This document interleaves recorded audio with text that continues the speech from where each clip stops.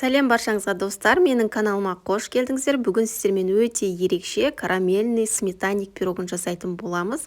Түрі де түсі де өте әдемі болып шығады. Видеоны соңына дейін қарап, дәл осы пирогты жасап көріңіздер. Ең бірінші біз ыдысымызға елекштен өткізілген ұнымызды салып аламыз. Және де сармай, салқын сармай да немесе еріп тұрған сармай да жарай береді. Ұнны араластыра отырып, қолымыздың көмегімен осылай ұнтақтап шығатын боламыз.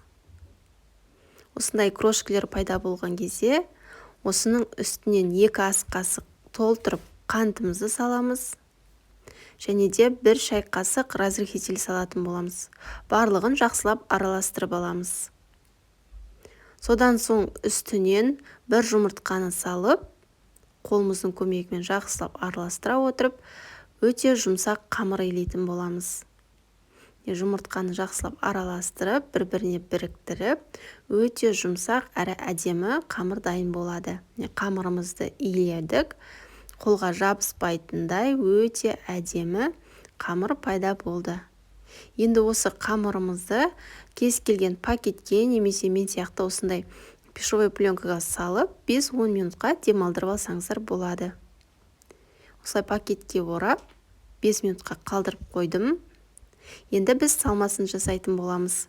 Бізге салмасына 20% қаймақ қажет болады. Мен дәл осы қаймақты қолдандым. Кез келген қаймақ жарай береді. Ең бастысы 20% болса болғаны. 400 граммдай қаймағымызды ыдысқа салып алдым. Барлығын таразымен өлшеймін. Және де бізге осындай кез келген варенка жарайды. Осындай варенканы қолдандым. Және де қант салып, жақсылап венчиктің көмегімен араластырып аламыз. Кішкене біркелкі болғанша, салмасында ең маңыздысы қанты толығымен еруі керек. Міне жақсылап араластырып алдым. Қанты жартылай еріді бұл сәтте. Бұл пирогтың ерекшелігі осы варенка қосылғаннан кейін ерекше дәмді әрі карамельный дәм беріп тұрады. Осылай 2 дана жұмыртқамызды жарып, және де қалауыңызша ванилин салсаңыздар да болады. Ванилин ерекше әдемі дәм беру үшін 1 ванилинді салып, және де тағы да жақсылап біркелкі болғанша араластырып аламыз. Осы сәтте қантымыз толығымен еріді. Қараңыздар, біркелкі жылтыр әдемі массамыз пайда болды. Енді жаңағы демалған қамырымызды 24 сантиметрлік формамыздың астына май жақтым, немесе пергаментный қағазын төсесеңіздер де болады. Ең әуелі қамырды осылай шет-шетіне қойып алдым да, содан соң ортасын бір тегіс етіп шықтым. Мүмкіндігінше шетін бір тегіс етуге тырысыңыздар, сонда пирогтарыңыз әдемі көрінетін болады.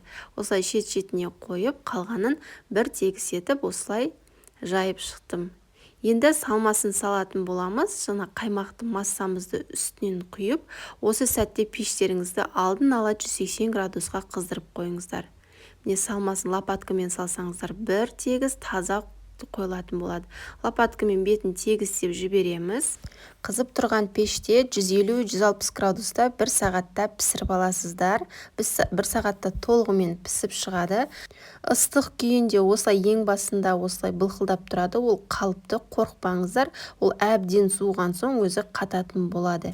Міне енді 1 сағат тұрды пирогымыз. Өте баяу градуста 1 сағатта пісіріп алдық. Әбден суыған соң барып формасынан алатын боламыз. Осылай кішкене шет-шетіне пышақты салып, формасынан алсаңыздар өте оңай алынатын болады. Міне біздің ерекше карамельный сметанникіміз дайын болды. Сіздер де міндетті түрде жасап көріңіздер. Дәмі өте ерекше болып шығады. Әбден суыған соң осылай кесіп, дастарханға ұсына берсеңіздер болады. Назарларыңызға үлкен рахмет. Егер сіздерге видео пайдалы болса, лайк басып төменге пікірлеріңізді қалдырып кетуді ұмытпаңыздар. Сіздермен болған ләззат.